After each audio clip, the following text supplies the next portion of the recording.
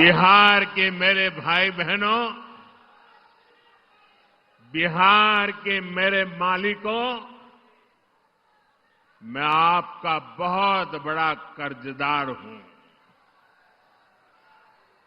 और यहां तो इतनी बड़ी संख्या में युवा आए हैं।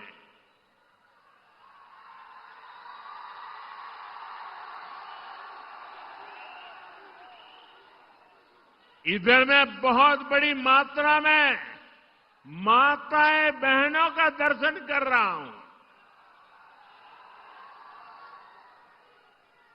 ये विशाल जनसागर बता रहा है, फिर एक बार एनडीए सरकार,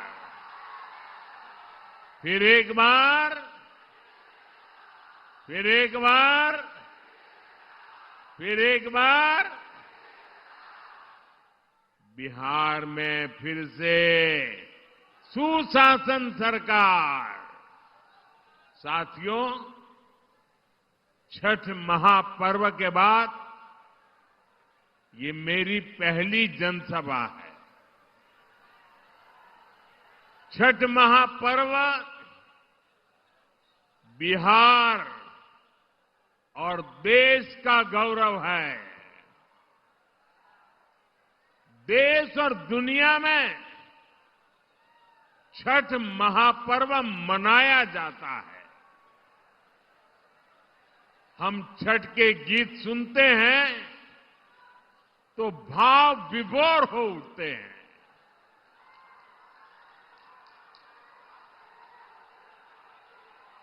छठी मैया की पूजा में मां की भक्ति है।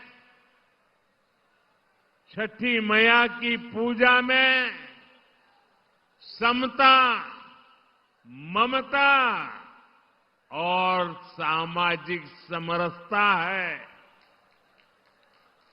छठी मैया की पूजा ये हमारी साझी विरासत का उत्सव भी है। और इसलिए हमारी सरकार का प्रयास है कि दुनिया भी, ये जरा सुनना, दुनिया भी इन मूल्यों से सीखे। साथियों, हम छठ महापर्व को मानवता के महापर्व के रूप में दुनिया की एक बहुत बड़ी संस्था है। दुनिया के सारे देश उसके साथ जुड़े हुए हैं। उस संस्था का नाम है यूनेस्को। हम लोग कोशिश कर रहे हैं कि यूनेस्को की जो विश्व विरासत की सूची है, पूरी दुनिया की ये महत्वपूर्ण संस्था यूनेस्को, और उसमें जो विश्व विरासत की सूची बनती है, बड़ी जांच पड़ताल के बाद बनती है, लंबी प्रक्रिया के बाद बनती है। हमारी सरकार लगातार कोशिश कर रही है कि हमारे इस छठ महापर्व को भी यूनेस्को की उस सूची में नाम दर्ज हो जाए।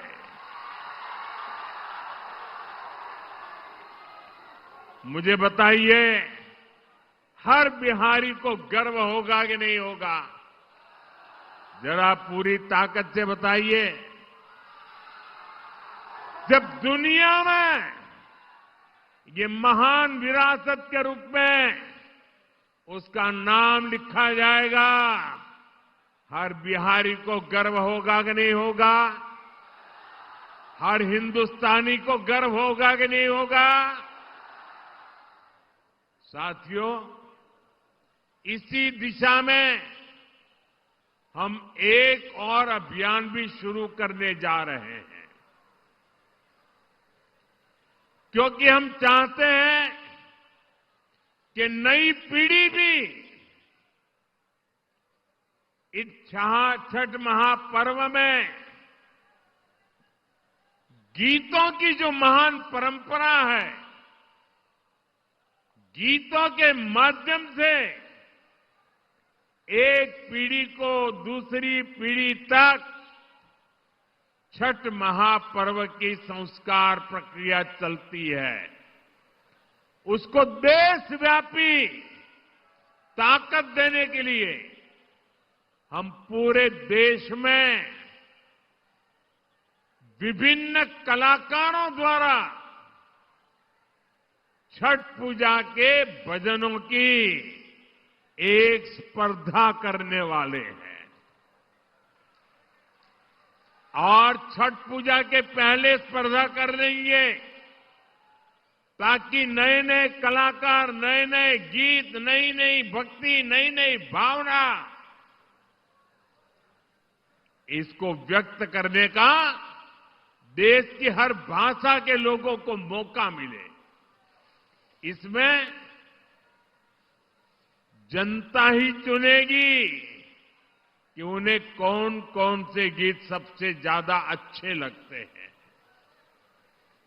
जो टॉप के गीत चुने जाएंगे, उन्हें लिखने वाले, उन्हें गाने वाले गायकों, उन सबको अगले साल छठ पूजा से पहले सम्मान किया जाएगा, उन्हें पुरस्कार दिया जाएगा।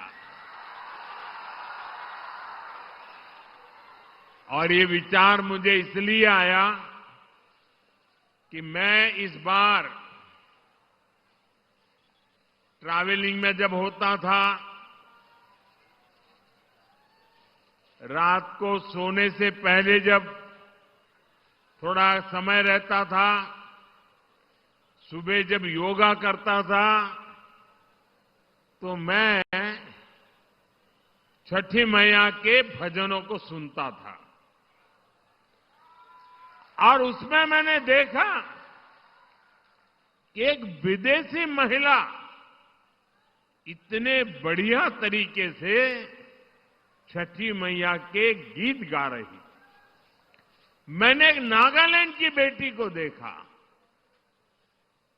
उसके लिए तो हिंदी बोलना भी मुश्किल था, लेकिन वो नागालैंड की बेटी छठी मैया का भजन इतने भावपूर्ण रूप से गाती थी, तो मेरे मन में विचार आया कि अब छठी मैया हिंदुस्तान के कोने कोने में ही नहीं, दुनिया के कोने कोने में भक्ति का भाव जगा रही है।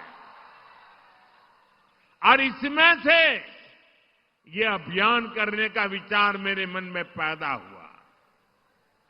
ये अभियान छठी मैया की पूजा से जुड़ी हमारी परंपरा के संरक्षण में बड़ी भूमिका निभाएगी और नई पीढ़ी को बढ़ चढ़ करके हिस्सा लेने के लिए आमंत्रित करेगी।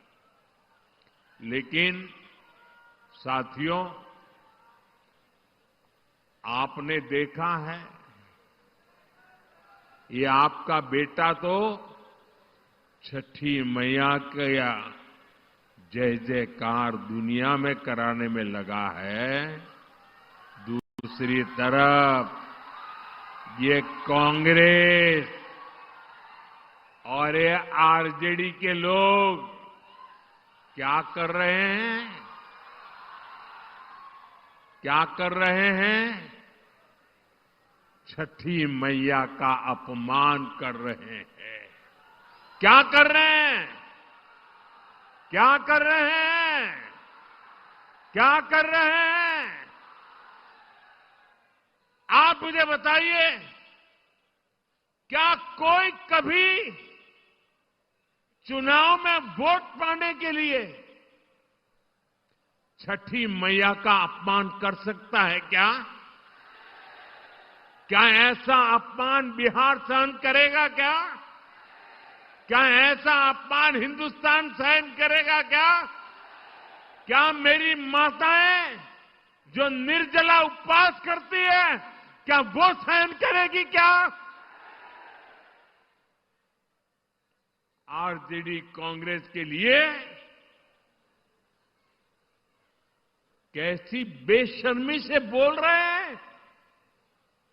उनके लिए तो छठी मैया की पूजा एक ड्रामा है, नौटंकी है। आप उनकी बातों से सहमत है क्या? ऐसे लोगों को सजा दोगे कि नहीं दोगे? जो माताएं बहनें निर्जला इतना लंबा व्रत रखती है, जो गंगा जी में खड़ी होकर सूर्य देव को अर्घ्य देती है, वो आरजेडी कांग्रेस की नजर में वो तो ड्रामा करती है। क्या बिहार की माताएं बहनें, सारी माताएं बहनें मुझे जवाब दीजिए, क्या बिहार की माताएं बहनें छठी मैया का ये अपमान बर्दाश्त करेगी क्या? साथियों, ये हर उस व्यक्ति का अपमान है जो छठी मैया में श्रद्धा रखता है। और मैं जानता हूं छठ पूजा के इस अपमान को बिहार चुनाव नहीं, आने वाले सैकड़ों साल तक भूलने वाला नहीं है।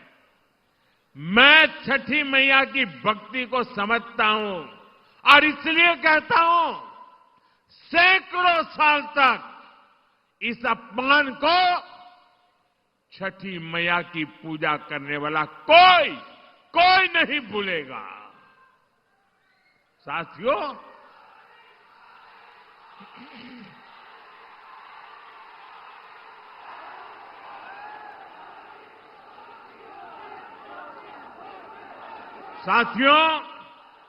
ये हमारा बिहार तो स्वाभिमान की धरती है। जिन लोगों ने छठ पूजा को गाली देने का काम किया है, बिहार ऐसे लोगों को कभी माफ नहीं करेगा। साथियों, बिहार का गौरव और बढ़ाना, बिहार की मीठी बोली,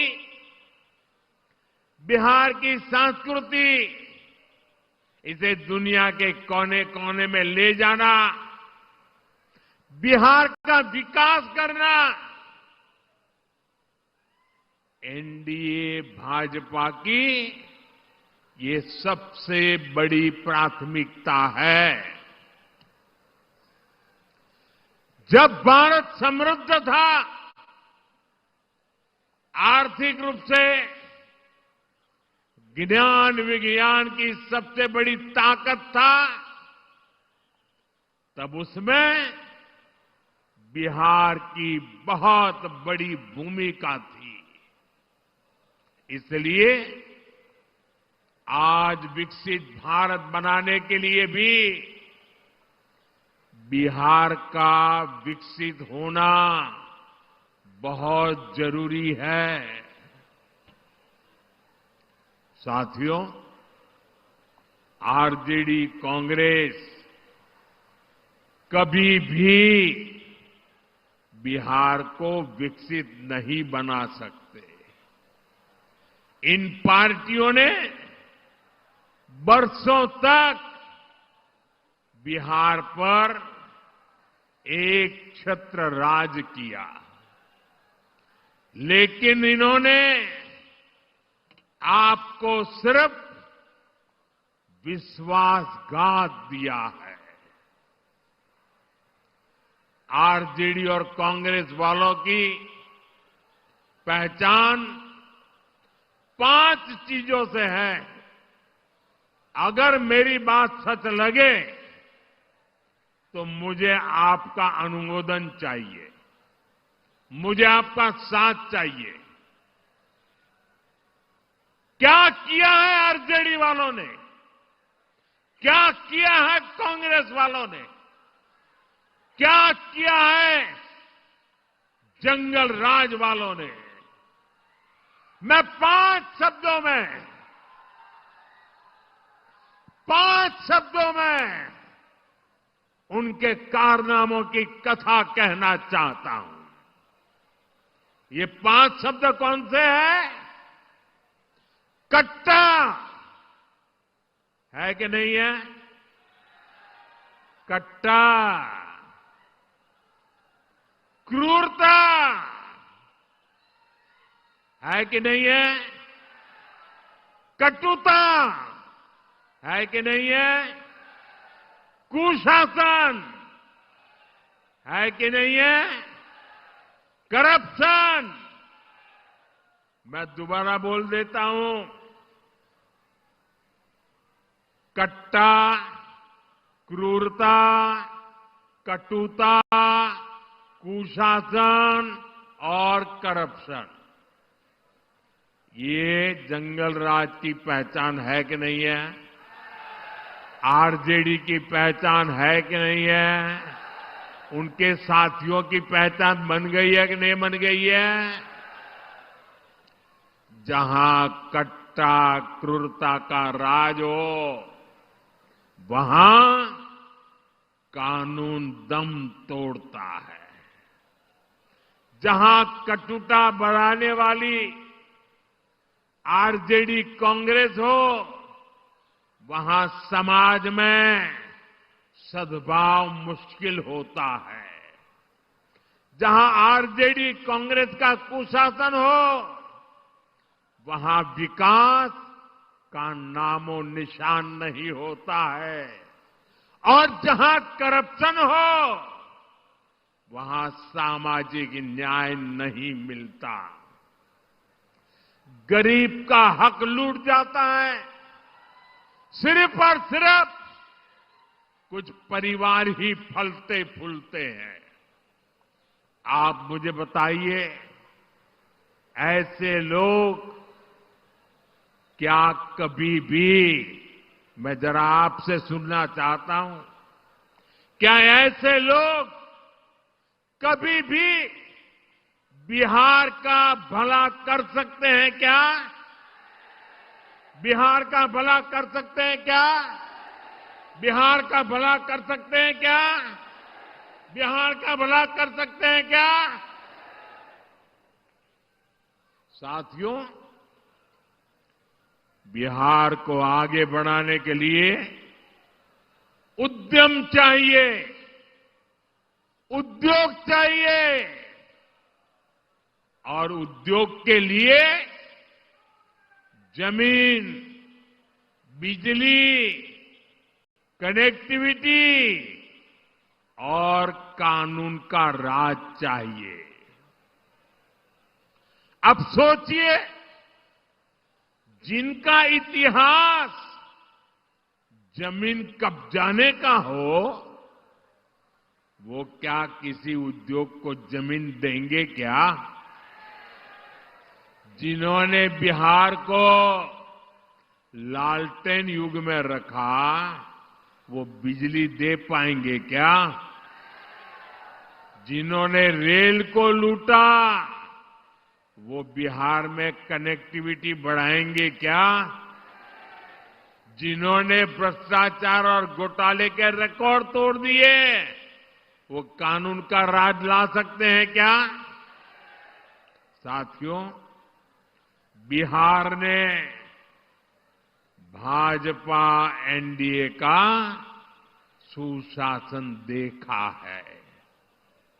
आज बिहार में रेल के इंजन बन रहे हैं, डेयरी के बड़े बड़े प्लांट लग रहे हैं, मखाना अब दुनिया भर में जा रहा है, फूड प्रोसेसिंग हो, टेक्सटाइल क्लस्टर्स हो, लेदर पार्क हो, आईटी पार्क हो, ये सब हमारे बिहार की पहचान बन रहे हैं।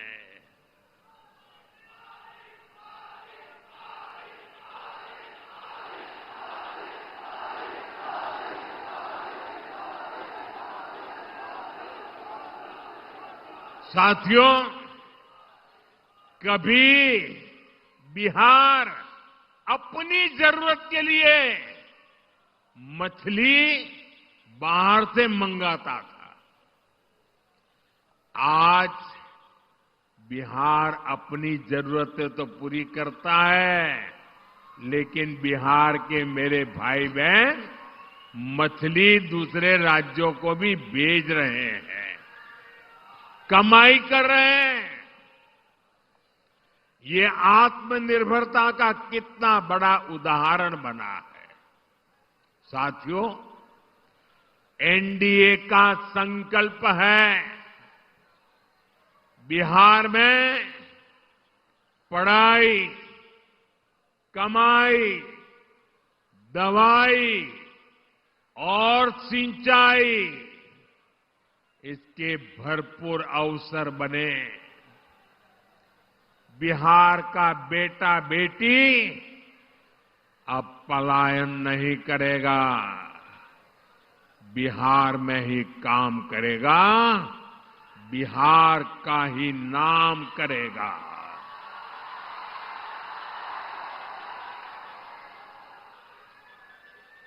साथियों, जब सुशासन होता है तो सब खिलते हैं, और जब जंगल राज होता है तो सबका दम घुटता है। मैं इसका भी एक उदाहरण देता हूं। आजकल पूरा बिहार जीएसटी बचत उत्सव मना रहा है। इससे बिहार के हर परिवार को बचत हो रही है। हमारे नौजवान साथियों में से कोई नई बाइक खरीद रहा है, कोई नई स्कूटी खरीद रहा है। एक ताजा आंकड़ा आया है, आप इस आंकड़े को जरा याद रखना।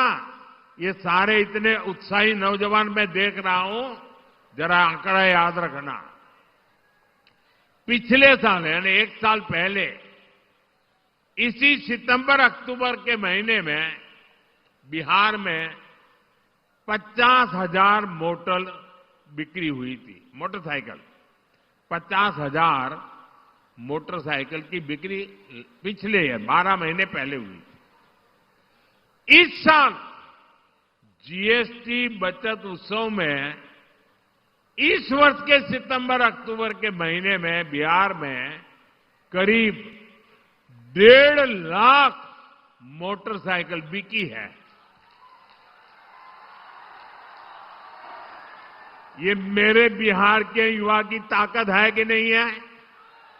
ये मेरा बिहार का युवा ताकतवर बन रहा है कि नहीं बन रहा है? यानी बिहार में 3 गुना अधिक मोटरसाइकिल की खरीदारी हुई है। यानी नई बाइक भी आ गई और हजारों रुपये भी बच गए। मैं आपसे पूछता हूं साथियों, कीमत कम होने से, जरा मुझे जवाब देना पड़ेगा, माताओं बहनों को भी देना पड़ेगा, युवाओं को जरा जोर से देना पड़ेगा। आप मुझे बताइए, कीमत कम होने से आप खुश है कि नहीं है? खुश है कि नहीं है? आपके गांव वाले खुश है कि नहीं है? शहर वाले खुश है कि नहीं है? बिहार वाले खुश है कि नहीं है? देश भर के लोग खुश है कि नहीं है? लेकिन साथियों, जंगल राज में ये काम संभव ही नहीं था। जंगल राज में तो गाड़ियों की दुकानें, गाड़ियों के शोरूम भी बंद हो गए थे। और ये बंद इसलिए हुए, इसलिए नहीं कि बिक्री नहीं, संभावना नहीं थी, लेकिन ये इसलिए बंद हो गए क्योंकि आरजेडी के नेता अपने टोलियां लेकर के अपने साथियों को लेकर के शोरूम लूटवा लेते थे, गाड़ियां लूट जाते थे। अरे किसी ने नई गाड़ी खरीदी हो तो उसके पीछे आरजेडी के गुंडे लग जाते थे। बताइए, ऐसे जंगल राज में क्या कोई अपनी पूंजी लगाता, कोई अपना शोरूम बनाता, कोई अपनी दुकान लगाता? क्या कोई नहीं लगाता। आरजेडी कांग्रेस के ऐसे ही कुकर्मों ने लाखों नौजवानों को बेरोजगार कर दिया, पलायन करने के लिए मजबूर कर दिया। साथियों, जंगल राज के दिनों को याद करते हैं तो अंदाजा लगता है कि हालात कितने खतरनाक थे। यहां आप मुजफ्फरपुर के लोग आरजेडी सरकार में हुए गोलू अपहरण कांड कभी नहीं भूल सकते। जो 20-25 साल की उम्र तक के लोग हैं ना, उनको शायद एक गोलू अपहरण कांड का पता नहीं होगा। जो पुराने लोग हैं, जरा उनको बताना क्या हुआ था।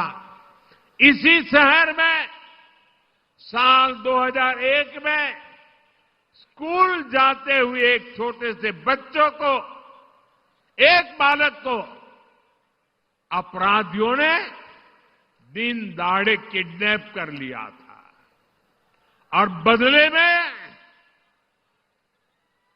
ढेर सारे रुपये मांगे थे। और जब रुपये नहीं दे पाए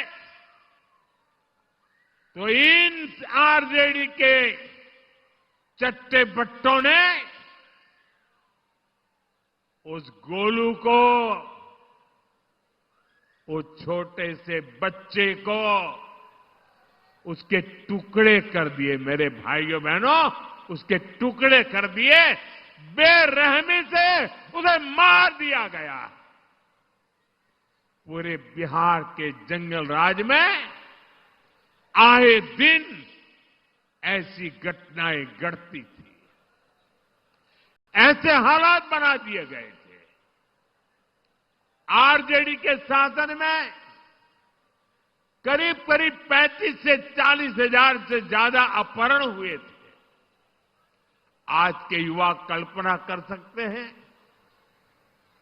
कितनी खौफनाक स्थिति थी। साथियों, रोते बिलखते मां बाप से आरजेडी को न कोई तब फर्क पड़ता था और ना ही आज उन्हें आपके सुख दुख से कोई लेना देना है।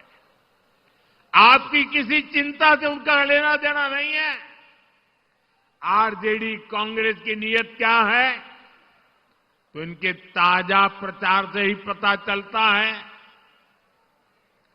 आप आरजेडी कांग्रेस के खतरनाक नारे सुन रहे होंगे। इतना ही नहीं, चुनाव प्रचार में इनकी बेशर्मी देखिए, इनकी हिम्मत देखिए। चुनाव के मैदान में भी कैसे गाने बज रहे हैं। हम तो हाथ जोड़ करके आपकी सेवा करने वाले गीत लेके आते हैं, और ये कैसे गाने बजा रहे हैं। इनके गानों में छड़ा, कट्टा, दूनाली,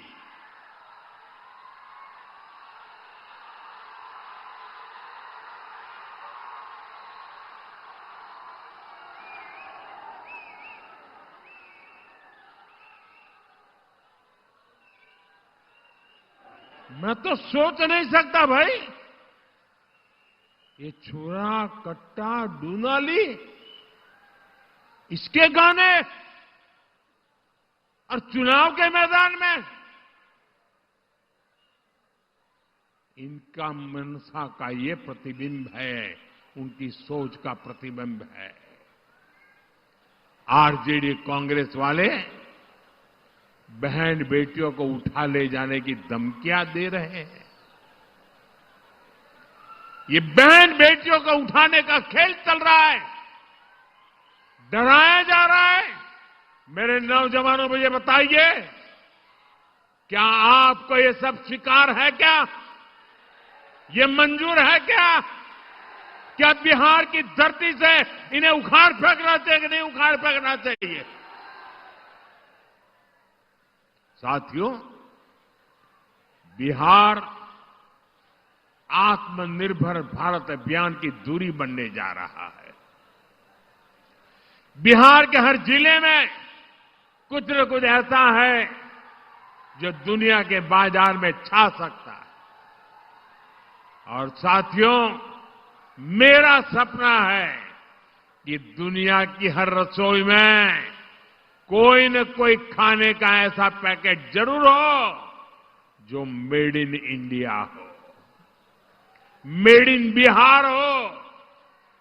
ये काम बिहार का किसान और नौजवान कर सकता है। शाही लीची हो, जर्दालू आम हो, हमारा मगही पान हो, मिथिला मखाना हो, ऐसे अनेक उत्पाद बिहार में पैदा होते हैं। यहां के किसान कतरनी और मरचा चावल उगाते हैं। हमारी सरकार ने इन सभी को जीआई टैग दिया है, यानी दुनिया में इन उत्पादों के साथ अब बिहार का ही नाम आएगा। साथियों, एनडीए की डबल इंजन सरकार बिहार में कृषि आधारित उद्योगों पर, फूड प्रोसेसिंग पर बल दे रही है। इसके लिए भी हमारी सहकारी समितियों को मदद दी जा रही है और हम छोटे किसानों के हितों को भी प्राथमिकता दे रहे हैं। पीएम किसान सम्मान निधि जैसी योजना इसके जीते जागते सबूत है। इस योजना के तहत सिर्फ मुजफ्फरपुर के किसानों के खाते में ही करीब 1,500 करोड़ रुपए जमा हो चुके हैं। यहां के किसानों में, मैं बिहार की और देश की बात नहीं कर रहा हूं, सिर्फ इस इलाके की बात कर रहा हूं। 1,500 करोड़ रुपया किसान के खाते में पहुंचा है। साथियों, मुजफ्फरपुर का विकास होता है तो पूरे उत्तर बिहार के लोग आगे बढ़ते हैं। आप याद करिए, जब कुशासन वालों की, जंगल राज वालों की सरकार थी, जब अस्पताल नहीं मिलते थे, बड़े बड़े डॉक्टर बिहार छोड़कर चले गए थे, और अब आज यही मुजफ्फरपुर में सैकड़ों करोड़ रुपए का कैंसर अस्पताल बना है। मुजफ्फरपुर मोतिहारी एलपीजी पाइपलाइन, इस प्रोजेक्ट के कारण अब बहनों की रसोई तक सस्ती गैस पहुंच रही है। साथियों, मुजफ्फरपुर की दरभंगा, पटना और छपरा के साथ कनेक्टिविटी सुधर गई है। हमारी सफर आसान भी हुआ है और दूरी भी कम हुई है। वो दिन दूर नहीं जब मुजफ्फरपुर का रेलवे स्टेशन और पताही एयरपोर्ट यहां की नई पहचान बनेंगे।